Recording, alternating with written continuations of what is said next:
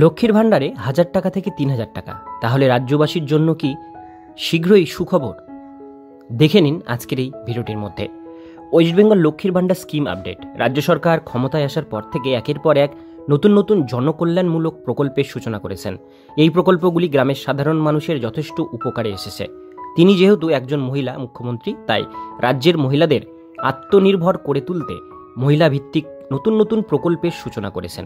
এর মধ্যে অন্যতম প্রকল্পগুলি হল বিধবা ভাতা, লক্ষ্মীর ভাণ্ডার, কন্যাশ্রী, রূপশ্রী, তরুণের স্বপ্ন মতো একাধিক প্রকল্প। এই প্রকল্পগুলি বর্তমানে রাজ্য তথা দেশে বেশ জনপ্রিয়তা লাভ করেছে। বিশেষ করে লক্ষ্মীর ভাণ্ডার প্রকল্পের টাকা পেয়ে মহিলারা আত্মনির্ভর হতে পেরেছেন।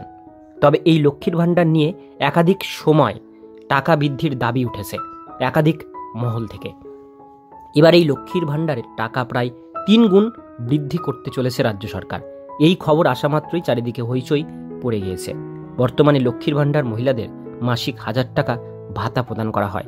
সংরক্ষণ ক্যাটাগরির মহিলাদের 1200 টাকা মাসিক ভাতা প্রদান করা হয়। তবে লক্ষ্মীর ভাণ্ডারের টাকা 3 গুণ বৃদ্ধি পেলে এর পরিমাণ হবে 3000 টাকা। আজকের ডিটেলস বিষয়গুলো আপনাদেরকে জানাবো। লক্ষ্মীর ভাণ্ডার প্রকল্পে টাকা বৃদ্ধি পেতে চলেছে, এই খবর চারিদিকে ছড়িয়ে পড়তে লক্ষ্মীর ভাণ্ডার প্রাপকদের মধ্যে বেশ হইচই পড়ে গিয়েছে। যদিও সরকারিভাবে এখনও লক্ষ্মীর ভাণ্ডার টাকা বৃদ্ধির ব্যাপারে ঘোষণা করা হয়নি। আসন্ন 2026 বিধানসভা ভোট, এই ভোটকে কেন্দ্র করে বিরোধী এবং শাসক দল উভয় কোমর বেঁধে নেমে পড়েছেন রাজনৈতিক ময়দানে।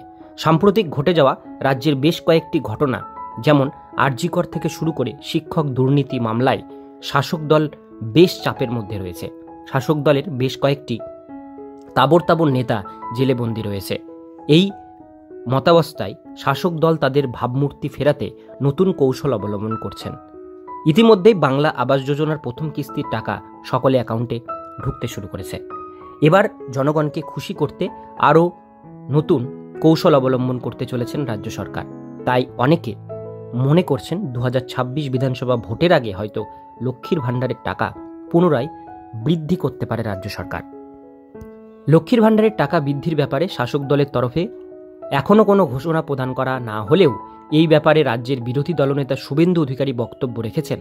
সাম্প্রতিক ঘটে যাওয়া পশ্চিম বর্ধমানে রানীগঞ্জে এক জনসভায় তিনি প্রতিশ্রুতি দিলেন, বিজেপি ক্ষমতায় এলে লক্ষ্মীর ভাণ্ডার 3000 টাকা দেব।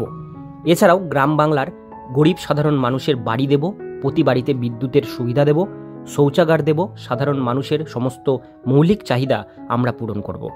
আগামী বিধানসভা নির্বাচনে আমাদের ক্ষমতায় আনুন। শুভেন্দু অধিকারী এই বক্তব্যের শুধু লক্ষ্মীর ভাণ্ডার নয়, সঙ্গে বাড়ি, শৌচাগার, বিদ্যুতের খরচ নিয়ে প্রতিশ্রুতি দিয়েছেন। এছাড়াও তিনি আরও বলেন, বর্তমানে বাংলায় মা বোনেরা সুরক্ষিত নয়, বেকার যুবক যুবতীদের কর্মসংস্থান নেই। আমাদের ক্ষমতায় আনুন, আমরা সমস্ত চাহিদা পূরণ করব। শুভেন্দু অধিকারীর এই বক্তব্য রাজনৈতিক সুবিধা পাওয়ার উদ্দেশ্যে করা হয়েছে বলেই অনেকে মনে করছেন। তারপরেও শুভেন্দু অধিকারীর কথাটা কিছুটা হলেও শাসক দল ভাবতে বাধ্য হবে। তাই আগামীতে চাইলেই শাসক দল লক্ষ্মীর ভাণ্ডারের টাকা বৃদ্ধি করতে পারে বলে অনেকেই মনে করছেন। এই সংক্রান্ত আরও বিস্তারিত তথ্য পেলে আপনাদের অবশ্যই জানাবো। সেই জন্য আমাদের চ্যানেলের সাথে যুক্ত থাকুন আর সাবস্ক্রাইব করে পাশের বেল আইকনটিকে বাজিয়ে রাখুন।